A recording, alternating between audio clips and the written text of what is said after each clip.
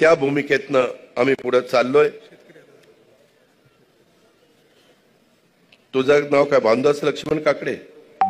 हो का? हे काकडे तुम्ही बघा, आयोग तुमचं बिल होतं 10,090, इथं लिहिलंय ना, सरकारने भरलं 10,090, ग्राहकांनी भरायचं 0। जरा चांगली शेतीवाडी करा। प्रभाकर मल्हारी शिंदे, तुमचं बिल होतं 16,818, सरकारने भरलं 16,818, आता ग्राहकांनी तुम्ही भरायचंय 0। चांगली शेतीवाडी करा।